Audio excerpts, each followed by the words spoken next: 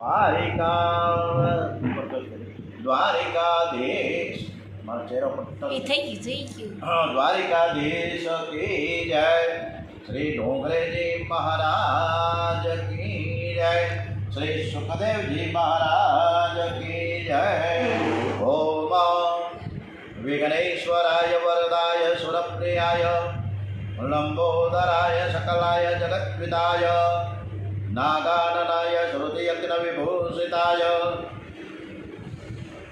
गौरीच्युताय गणनाथ नमो नमस्ते श्री गणपते नमो नमः ओम मनोजवं मारुततुल्यवेगं जितेन्द्रियं बुद्धिमतां वरिष्ठं वातात्मजं वानरयुद्धमुख्यं श्रीरामदूतं शरणं प्रपद्ये श्री हनुमान जी महाराज की जय ओम श्री गायत्री माता की जय ओम भूर्भुवः स्वः तत्सवितुर्वरेण्यं भर्गो देवस्य धीमहि धियो यो नः प्रचोदयात् श्री सोमनाथ महादेवाय नमो नमः ओम नमः शिवाय ओम नमः शिवाय ओम नमः शिवाय श्री भारत माता की जय ओम भागवत भगवान जी महाराज की जय श्रीमद भागवत रसामृत पूज्य डोंगरेजी महाराज અને સુખદેવજી મહારાજના ચરણોમાં સમર્પિત થતાં થતાં આજની તારીખમાં 11મી સપ્ટેમ્બર ભાદરવા વદ આમ ચોથ છે, પણ આજે પાંચમું શ્રાદ્ધ છે. ભાદરવા વદ ચોથ, ગઈકાલે ત્રીજું અને ચોથું શ્રાદ્ધ, આજે પાંચમું શ્રાદ્ધ છે. આજે ગુરુવારનો પરમ પવિત્ર દિવસ છે. ત્યારે આપણા ગુરુદેવ શ્રી ડોંગરેજી મહારાજને ચરણોમાં વંદન સાથે ગુરુર બ્રહ્મા ગુરુર વિષ્ણુ गुरुर्देवो महेश्वर गुरुर साक्षात परम ब्रह्म तस्मै श्री गुरुवे नमो नमः.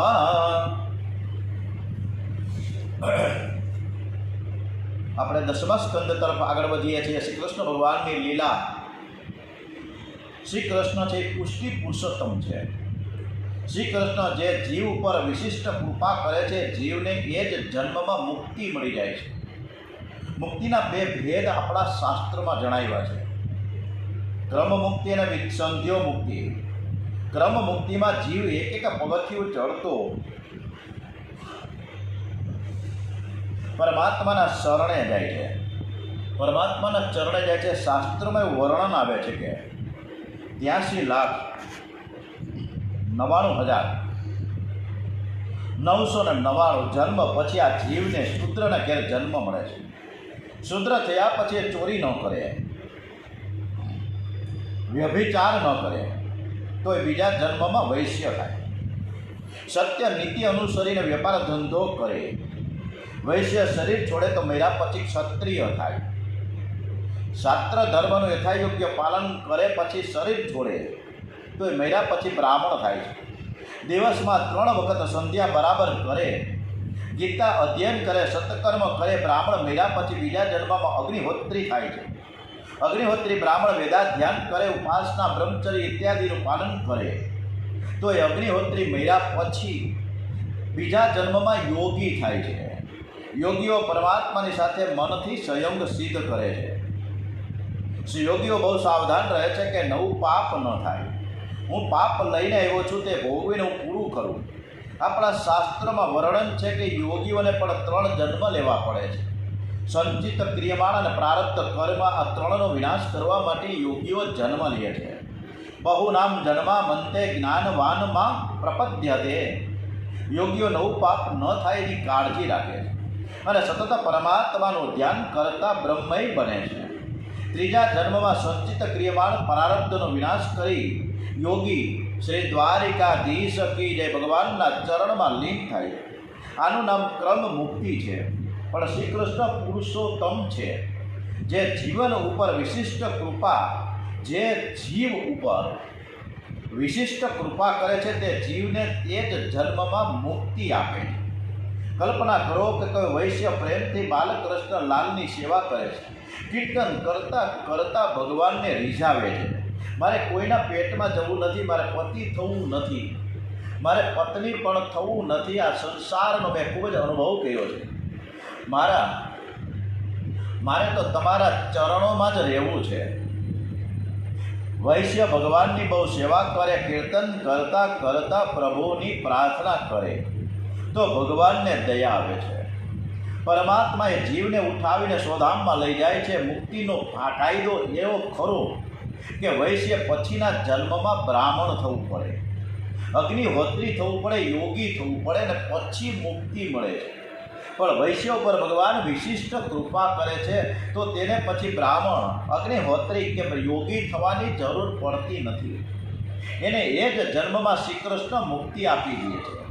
ઇતિહાસમાં એવા દાખલા છે કે રાજાની સિપાઈ ઉપર જો કૃપા ઉતરી જાય તો રાજા એ સિપાઈને દિવાન બનાવી દે છે, મંત્રી બનાવી દે. રાજા ધારે તો સિપાઈને રાજા પણ બનાવી શકે, પણ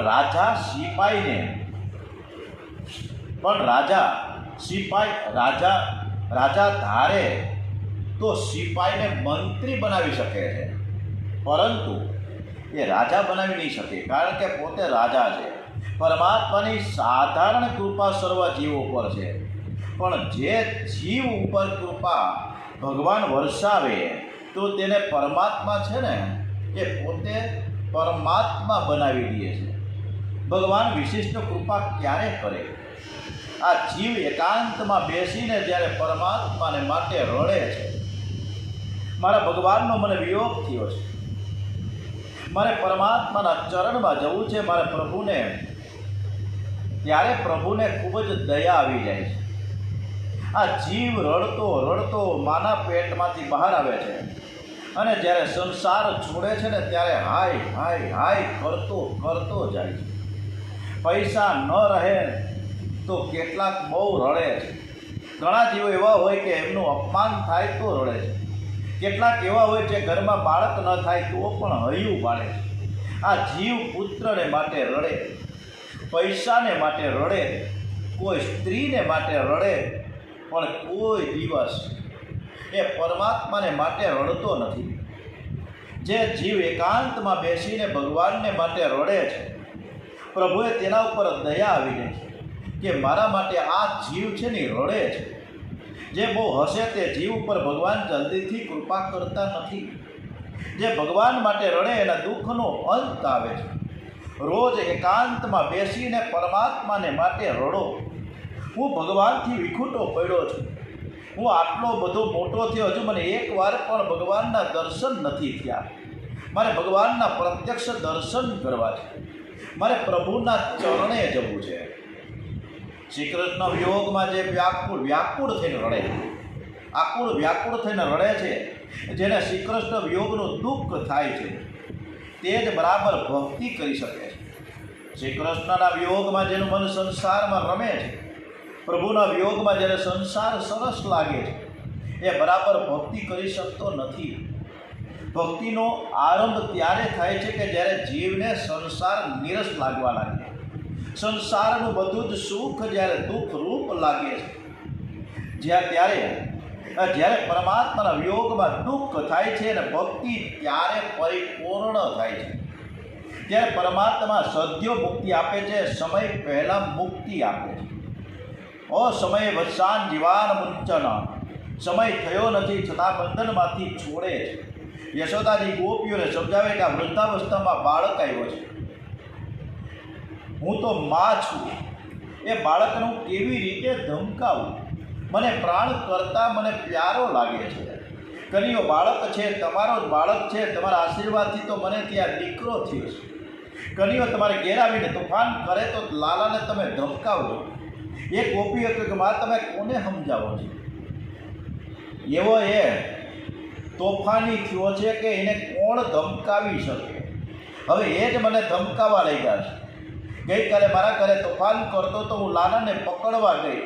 માં એ બહુ ચંચળ છે, હાથમાં આવે નહીં, દૂર દૂર નાસી ગયો. માં હું દોડતા થાકી ગઈ. પછી એણે મને અંગૂઠો બતાવ્યો કે લે પકડ. છોકરાઓને શીખવાડે કે આનું નામ લઈને તમે હુરિયો બોલાવો. છોકરાઓ મારું નામ લઈ લઈને હુરિયો બોલાવે. માં આવું કરે. એ ગોપીઓ કે માં લાલાને ચોરી કરવાની ટેવ પડી ગઈ, એને બોલાવીને કોઈ માખણ આપે તો ખાતો નથી. મને માખણ ભાવતું નથી, કોઈ ન હોય તો ચોરી કરીને માખણ ખાય છે. માખણ એને બહુ ભાવે છે, પણ ચોરી કરવાની ટેવ પડી ગઈ. મને આ સાંભળીને સંકોચ થાય છે. યશોદાજીએ કહ્યું કે અરે સખીઓ, બાળક છે, તમને ખબર પડે કે આજે કનિયો આવવાનો છે? તો કે હા, અમને ખબર પડી જાય છે કે કનિયો આજે અમારે ત્યાં આવવાનો જ છે. તો જે દિવસે તમારા ઘરે કનિયો આવવાનો હોય ત્યારે તમારે બધી જ વસ્તુ જે કાંઈ ઘરમાં રાખેલી છે ને એ બીજે ક્યાંક મૂકી આવવાની. પછીને શું કરો? અમે એ પણ કરી લીધું. અમે બીજાને ત્યાં મૂકવા ગયા તો અમારા ઘોડિયામાં અમારું બાળક નાનકડું 6 મહિનાનું, તો એમાં જેટલા ભરી ઓલા ઢોળાવે. આવું કરે છે ને ક્યાં પહોંચવું માને? આવી બધું કીડા કરે છે. એટલે મને સપનામાં પણ તમારો કનિયો બહુ દેખાય છે. એટલો બધો તોફાન કરે છે, પણ અમે વઢી શકતા નથી, અમે કાંઈ કહી શકતા નથી. મારા ઘરનું કામ કરું તો પણ મને વારંવાર જ્યાં ને ત્યાં બધે ઓસરીમાંય દેખાય ને મારા રૂમમાંય દેખાય, બધો જ કનિયા જ દેખાય. મને કોઈ વખત એવો ભાસ થાય કે મારી જમણી બાજુમાં કનિયો ઊભો છે, કોક વાર એવો ભાસ થાય કે મારી ડાબી બાજુ કનિયો ઊભો છે. ગોપીને ઘરનું કામ કરતાં કરતાં બાલકૃષ્ણ લાલ દેખાય છે. હું સવારે ઉઠીને ઘરનું કામ કરું ત્યારે મને કનિયો બહુ યાદ આવે છે. સવારે ઉઠ્યા પછી મેં ચૂલો સળગાવ્યો. ચૂલામાં લાકડાની સાથે મારા ઘરનું વેલણ મેં બાળી નાખ્યું. મને કોઈ ભાન ન રહ્યું. મને કનિયો દેખાયા જ કરે છે. જે દિવસે આવવાનો હોય એ દિવસે બહુ યાદ આવે. અમને કંઈ ભાન રહેતું નથી. એક ગોપીએ કહ્યું કે તમને હું શું કહું? મારી કહાની તમને કહું તમને દાંત આવવા મળશે. લાલાએ આજે મારી બહુ લાજ રાખી છે, તે મરતા સુધી કોઈ દિવસ નહીં ભૂલું. તે અણીને સમય દોડતો આવ્યો. અમે તો કંઈ પ્રેમ કરતા જ નથી. કનિયો તો મને બહુ જ પ્રેમ કરે છે, મારું રક્ષણ કરે. આજે મને માર પડવાનો હતો. બીજી ગોપી કે તારી વાત પછી કે મારી વાત પહેલાં કરું. આજે હું એ વાત કરવા જઈ રહ્યો છું કે તારો કનિયો જ્યારે આવ્યો ને, હું બરોબર એની નજર રાખતી હતી. કનિયો રોજ ખાખા કરીને જતો રહીએ, મને સ્વપ્નમાં મળાવે. હવે બીજે દિવસે હું ઘરમાં બધું કામ કરતી હતી, મને ચારે બાજુ મને કનિયો દેખાય. અને મેં ઉપરથી સિક્કામાં માખણ જે રાખ્યું હતું, દૂધ રાખ્યું હતું, દહીં રાખ્યું હતું, નીચે ઉતાર્યું. અને કામમાં મશગુલ હતી, પણ કામમાં ધ્યાન નહીં, પણ કાનુડામાં ધ્યાન. કાનુડો જ મને સતત અને સતત દેખાય. બધું જ માખણ ઉતારી તું, ઉપરથી બધું દહીં દૂધ ઉતારી જાય. પાછા જે વધ્યું પાછું સિક્કામાં મૂકવા ગઈ તો સિક્કામાં મારી બાજુમાં મારું છોકરું બેઠું હતું, એને ઉપાડીને મૂકી દીધું સિક્કામાં. આવું બધું થાય છે. મારે શું કરવું? બધી જ ગોપીઓ ભાન ભૂલી જાય છે. ત્યારે બીજી ગોપી કે આજે તો મારી ફજીતી થતાં રહી ગઈ. અરે ભાઈ શું થયું? અરે મારા ઘરે છે ને મહેમાન આવ્યા અને મારા સસરાએ બૂમ પાડી કે બહુ અમે અત્યારે વાડીએ જાય છીએ, સરસ મજાની રસોઈ કરજે ને બરોબર રસોડામાં અને રસોઈ બનાવવામાં ધ્યાન આપજે, કાનુડામાં ખોવાઈ જતી નહીં. અમે બરોબર ફીટ 12:30 વાગે આવી જશું, રસોઈ તૈયાર રાખીએ. આમ કહીને એ તો જતા રહ્યા. હવે લાલાને જોયા પછી મને કાંઈ જ્યારે ભાન રહેતું જ નથી. કોઈ દિવસ મીઠું નાખવાનું ભૂલી જાઉં છું, તો કોઈ દિવસ વઘાર કરવાનું ભૂલી જાઉં છું. ગોપી રસોઈ કરે છે ત્યારે હરે કૃષ્ણ કૃષ્ણ કૃષ્ણ હરે હરે જપ જ કર્યા કરે. બધે જ કાનુડો જ દેખાય. રસોઈ કરનાર ડોંગરેજી મહારાજે બહુ રસોઈ કરવા કઈ રીતે કરવી બહુ સરસ મજાની વાત મૂકી કે રસોઈ કરનાર બહુ પવિત્ર હોવું જોઈએ અને નાહીને જ રસોઈ થવી જોઈએ. પણ મોટા ભાગે અત્યારની બહેનો નાયા ધોયા વગર રસોઈ કરે છે, જે બિલકુલ વ્યાજબી નથી. ડોંગરેજી મહારાજે કીધું રસોઈ પવિત્ર મનથી થવી જોઈએ, પવિત્ર શરીરથી થવી જોઈએ, નાહી ધોઈને થવી જોઈએ. રસોઈ કરનાર મનમાં જે ભાવ હોય એ સૂક્ષ્મ રૂપે અન્નમાં આવે છે અને તે ખાનારને માથે જાય. અનદોષ મનને બુદ્ધિને બગાડે છે. બહુ પવિત્રતાથી પ્રભુના નામનો જપ કરતાં કરતાં પ્રેમથી રસોઈ કરો, ભગવાનને ભોગ ધરો. આજકાલની માતાઓ કંઈ ભગવાનનું નામ લેતા જ નથી. રસોઈ એવી રીતે કરે કે બાજુમાં રેડિયો ચાલુ હોય અને ફિલ્મના ગીત ચાલુ હોય અને ફિલ્મના ગીત ગાતા ગાતા રસોઈ થાય એમાં હોય હું. અરે ગોપી કહે છે, માં મને તો એવી ટેવ પડી કે હું રોટલી કરું ને તો મારો જપ ચાલુ રહે છે, હું ઘી ચોપડું તો મારો જપ ચાલુ રહે. હા, કૃષ્ણ કૃષ્ણ કૃષ્ણ બોલ્યા વિના મારાથી રહેવાતું નથી. માં હું જ્યારે કૃષ્ણ બોલું ને ત્યારે તમારો કનૈયો મને દેખાય છે, મને બહુ જ આનંદ આવે છે, મને ભાન નથી રહેતું. આજે મેં તો એવો નિર્ણય લીધો કે જે મહેમાન આવવાના છે અને મારા સસરાએ મને બહુ કડક ભાષામાં કહી દીધું કે અહીંયા ધ્યાન રાખીએ અને બપોરના 12 વાગે રસોઈ તૈયાર થઈ જાય અને 12:30 વાગે અમે આવી જઈશું જમવા માટે. એટલે નક્કી કરી નાખ્યું કે આજે રસોઈ કરતાં કરતાં હું લાલાનું સ્મરણ નહીં જ કરું, હું લાલાને ભૂલી જઈશ. મોટા મોટા યોગીઓ જગતને ભૂલવાનો પ્રયત્ન કરે છે, જગત ભૂલવા માટે આંખ બંધ રાખે છે, નાક પકડે છે, પ્રાણાયામ કરે છે, છતાં જગત ભૂલાતું નથી. આંખ બંધ કર્યા પછી પણ તેમને જગત યાદ આવે છે. યોગીઓની ઈચ્છા છે કે જગત ભૂલાય ને ભગવાનના સ્મરણમાં દર્શનમાં તન્મયતા થાય. ધન્ય છે વ્રજની આ ગોપીઓને, એ ભગવાનને ભૂલવા પ્રયત્ન કરે છે પણ શ્રી કૃષ્ણ ભૂલાતા નથી.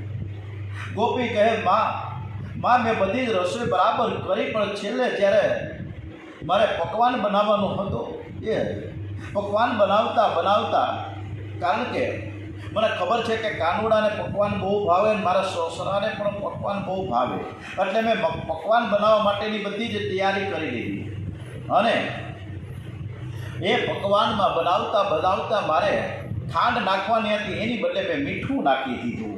મને ખબર નથી કે મેં મીઠું નાખ્યું કે ખાંડ નાખી, કંઈ ખબર નથી. અને પાગલની જેમ હું તો કાનુડા મોતો મારે યાદ કરવો છતાંય કાનુડો પ્લેટફોર્મ ઉપર આવે બેસી જાય, મારે કરવું હું. અને ભૂલમાં આ રીતના મારો પકવાન તૈયાર થઈ ગયું. મહેમાન આવી ગયા, સસરાજીએ બૂમ પર એક બધું તૈયાર છે કે હા તૈયાર છે. પંગત લાગી ગઈ, ગોઠણ ઉપર ઓલો ઢીચણી બધાને મૂકવામાં આવ્યું. પહેલાં ઢીચણી હતા, પાટલા મૂકવામાં આવ્યું અને પાટલા ઉપર થાળી સરસ મજાની પિત્તળના વાટકા, કાંસાની વાટકી, ઓ સરસ અદ્ભુત એ વખતની જે જમણવાર હતું અને જે વાસણો હતા એ પણ અલગ. પરંતુ બધા જમવા તો બેસી ગયા, સરસ મજાને રસોઈ પીરસી. પરંતુ હું કહું માં, મેં લાલાએ આજે લાજ રાખી છે. માં આજે લાલાએ લાજ રાખી. મહેમાન તો એટલા બધા રાજીના રેડ થઈ ગયા અને સસરાજીને કહે કે તમારી વહુએ આજે રસોઈ મસ્ત બનાવી છે. મારા સસરાએ કોઈ દિવસ મારા વખાણ ન કરે, આજે તો મારા વખાણ કરતાં થાકતા નહોતા કે આજે દૂરથી તે મહેમાનને સરસ રીતે જમાડ્યા. હવે એકદમ આ મધુરી રસોઈ તે એવી સરસ બનાવી કે વાત જ કરો માં, એટલા બધા વખાણ કર્યા. હવે આ બધાએ જમીને આડે પડખે થયા ને પછી પાછળથી વહુને એ ગોપીને જમવાનો વારો આવ્યો. એ જમવા બેઠા અને પકવાન ખાવો ગઈ, મોઢામાં નાખ્યું તો ખારો પકવાન અને થૂ કરીને કાઢ્યો. અને ત્યારે મને તમારા કૃષ્ણ, તારો કાનુડો, તારો લાલાને મને સ્મરણ થઈ ગયું. મારી આંખમાં આંસુ રોઈ ગયા. આજે મારી લાજ રાખી છે.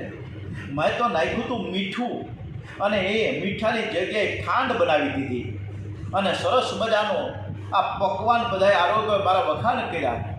મને તો આ પાછળથી ખબર પડી જ્યારે મેં આ પકવાન ખાધું ત્યારે. યશોદામાં બધા ગોપીઓની વાત સાંભળે છે અને ગોપીઓને કહે કે માં, અમને બધી જ ખબર પડી જાય છે કે મારે ત્યાં કાનુડો આવવાનો છે અને ત્યારે અમે અંધારા કરી નાખીએ કે તમે અંધારા કરી નાખો ને, પછી ખબર જ ન પડે ને. અંધારામાં આવે તો હું પોતે ખાખા ખોડા કરીને જતા રહે છે, એની ટીંગર ટોળી જતી રહીએ કાનુડાની, એવું કંઈક કરો. અરે ભાઈ, બધું કરી લીધું, તમે બા કોને સમજાવો છો? તમારો કાનુડો અંદર ઘરમાં પ્રવેશ કરે ને, જ્યાં અંધારું હોય ને ત્યાં પ્રકાશ થઈ જાય. શું કરું? બધું જ ગોતી લઈએ, ન કાંઈ મળે તો બધું ફોરણ કરી નાખે, બધો વેર વિખેર કરે અને પછી આખો દિવસ અમે એ હમુનમું કરવામાં જ જાય. આવી રીતે તમારો કાનુડો ખૂબ જ અમને હેરાન પરેશાન કરે છે, પણ એ તમારો કાનુડો છતાંય અમને પ્રિય લાગે છે, અમને વહાલો લાગે છે. યશોદાજી કહે સખીઓ તમે કહો છો કે કનૈયો તોફાન કરે છે, હું એને પૂછું છું તો કે ના પાડે છે, હું કાંઈ તોફાન કરતો નથી. હવે લાલાને તમારે ત્યાં આવે ને ત્યારે તમે પકડીને મારી ત્યાં લાવો તો સાચા તમે, તો હું તમારી વાત માનું. પ્રભાવતી નામની ગોપી છે એને પીડું જેટલું કે તમારા લાલાને હવે તો હું એને પકડીને તમારી પાસે લાવીને રજૂ કરીશ, પછી તો તમે માનશો નથી કે હા બરાબર. હવે ગોવાળ મંડળીની સાથે લાલો આવ્યો છે પ્રભાવતીના ઘરે. લાલાને ખબર પડી કે પ્રભાવતીએ મને પકડીને રજૂ કરવા માટે એક બીડું ઝડપ્યું છે, એટલે પ્રભાવતીને બીજે જ દિવસે પહોંચી ગયો એની ટીંગર ટોળી સાથે. પ્રભાવતી બરોબર પલંગમાં સંતાઈને એની રાત જોતી હતી. લાલાએ ગોળી ઉતારી, માખણ મિત્રોને ખવડાવ્યું, વાંદરાને ખવડાવ્યું. પ્રભાવતીને આનંદ તો બહુ છે કે મારો કાનુડો છે ને મારા છોકરાઓને ખવડાવે છે, પોતે ખાય છે, પરંતુ એને પકડવો તો એટલે ધીમેકથી પલંગની બહાર નીકળી અને બધા જ એના દોસ્તારને ભાઈબંધો કહે લાલા ભાગ, તું ભાગ. ઓલી પ્રભાવતી આવી, બધાય છોકરાઓ તો હળી કાઢીને બારી ફેંકીને ભાગ્યા, પણ લાલો પકડાઈ ગયો. લાલાએ કહ્યું કે તને પગે લાગું, હવે ફરીથી તારે ઘેર ન આવું, આજનો દિવસ તો તું મને છોડ. પ્રભાવતી છોડે નહીં, બરોબર પકડાનો છે, હમણાં જ જઈને રજૂ કરું તારી માને, હમણાં જ હવે તને લઈ જાઉં. બરોબર કહીને એનો હાથ પકડીને મંડી લઈ જવા માટે. ત્યારે આગળ રસ્તામાં જતાં જતાં પ્રભાવતી બધાને કહેતી ફરે છે કે જુઓ વટથી અભિમાનથી મેં બોલવાઓ કે આજે તો મેં લાલાને પકડી લીધો છે ને હમણાં જ એની માને રજૂ કરું, હવે એની ખબર નથી. એમ કરતી રાડો રાડ કરતી બધાને બૂમ બરાડા પાડતી જાણે પોતે કોઈ મોટું મહાન કાર્ય કર્યું છે એમ કરીને લઈ જતી હતી. પણ રસ્તામાં એવું થયું કે એક વડીલ સામે મળ્યા, અને ગામડામાં એક રિવાજ છે કે કોઈ પણ વડીલ મળે એટલે તરત જ લાજનો ઘૂંઘટ છે ને છેક સુધી કાઢે. એટલે ત્યાં પ્રભાવતીએ લાજ કાઢવા માટે એ પોતાના હાથથી આમ કરીને સાડી નીચે નાખી, હાથ થોડોક છૂટો થયો, કાનુડાને જે પકડો તો કાંડું પકડ્યું હતું એની બાજુમાં એનું છોકરું ચાલ્યું જતું હતું, એનું જ બાળક ચાલ્યું જતું, અને વિનંતી કરતી હતી માં તું છોડી દે ને લાલાને, એ તો અમારા માટે માખણ ખવડાવે છે, અમને અમારા માટે ચોરી કરે, તું છોડ. પડે છોડે કોણ? પણ ઓલા વડીલ મેળા સામે લાજ કાઢી અને થોડુંક કાંડું હળવું થયું અને તરત જ લાલો છટકી ગયો ને લાલાએ એ કાંડું એના છોકરાને પકડાવી દીધું. અને પ્રભાવતી યશોદામાને કે એ માં તું બહાર નીકળ, તારા લાલાને હું પકડીને લાવી છું, તું જોતો ખરા? વારંવાર કહેશ ને કે તારો લાલો બહુ ડાયો છે. વાતો લુપાઈને છુપાઈને બેસી ગયો તો યશોદા પાસે પહેલાં જ. અને યશોદામાં બહાર નીકળ્યા કે ભાઈ હું પ્રભાવતી આટલી બધી રાડો નાખો છું. અને પ્રભાવતી કે તારા લાલાને પકડીને લાવું છું, તમે જુઓ મારા ઘરે ચોરી કરવા આવ્યો હતો. યશોદામાં કે તું જોતો ખરા? આ તારું બચુલિયું છે, મારું બચુલિયું મારી બાજુમાં બેઠું છે, એ તો ક્યારનો એ મારા ખોળામાં બેઠો હતો તો ખબર પડતી નથી. પ્રભાવતીએ તરત જ નીચે જોયું કે મારું છોકરું, હવે કરવું હું? આ મારું ચેલકું ક્યાંથી આવી ગયું?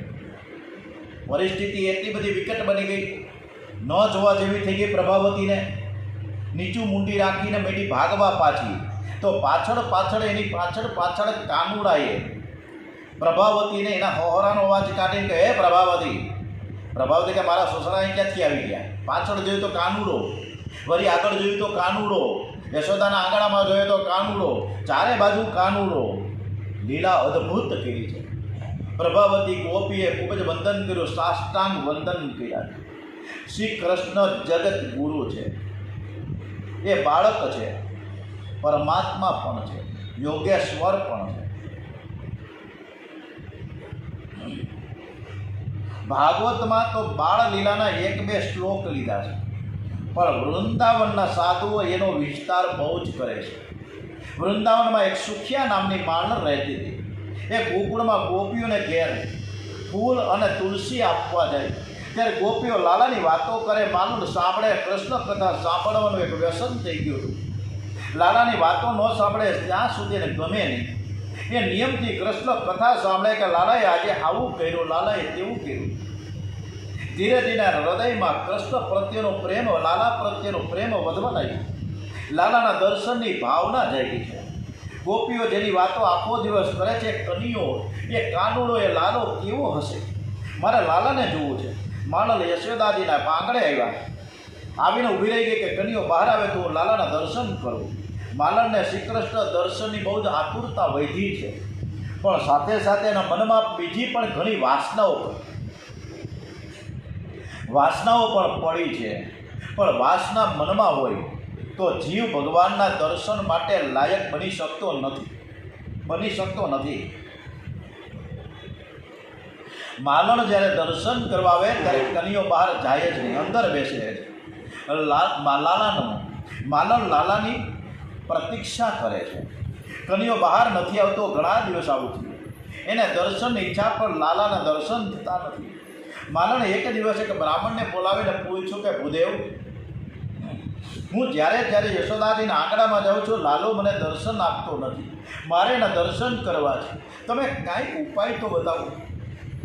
ભૂદેવે કહ્યું કે સવારે ઉઠીને ધ્યાન કરતાં બહુ તન્મયતા ત્યારે દર્શન થાય. દેહ ભાન ભૂલાય ત્યારે દેવ દેખાય છે. જેને યાદ આવે કે હું પુરુષ છું, હું સ્ત્રી છું, એને દર્શન ન થાય. માલણે કહ્યું સવારથી હું ધ્યાન કેવી રીતે કરું? ભૂદેવ કે લાલાની ઘરમાં સેવા કરજે. માલણે કે મહારાજ હું સેવા કરી શકતી નથી. ભૂદેવે કહ્યું કે લાલાના માટે કંઈક નિયમ તો લેવો જ પડે ને. તો હું નિયમ લેવા તૈયાર છું. શું નિયમ લેવાનો? કે તારે 108 વખત તારે નંદ બાબાના મહેલને પ્રદક્ષિણા કરવાની, 108 વખત, અને કૃષ્ણ કૃષ્ણ કૃષ્ણનું રટણ કર્યા કરવાનું. આવી રીતના તું લગાટ 12 દિવસ કરીશ ને, એટલે તને એ દર્શન આપવા આવશે. માણલ તો આવી રીતના રોજ નિયમ મુજબ નંદ બાબાના રાજમહેલને પ્રદક્ષિણા કરી રહી છે. અને પ્રદક્ષિણા કરતાં કૃષ્ણ કૃષ્ણ કૃષ્ણ લાલાને રીઝવે છે. હે નંદકુમાર, હે લાલા, હે કાનુડા, હે પ્રભુ, હે પરમાત્મા, તમે બહાર આવો, મને તમે દર્શન આપો. ધીરે ધીરે હવે માલણનું મન શુદ્ધ થતું જાય છે. ધીમે ધીમે પ્રેમ વધતો ગયો, અને છૂમછૂમ કરતાં એક વખત કાનુડો બહાર આવ્યો. લાલાના દર્શન કર્યા. લાલાને કીધું કે તમે ઉભા રહ્યો કે નહીં, મારે ફળ લેવો છે. તો કે ભાઈ તું અંદરથી કાંઈક ધાન્ય લે, કે ચોખા કે ઘઉં લાવી, તો હું તને ફળ આપું. માલણે કીધું.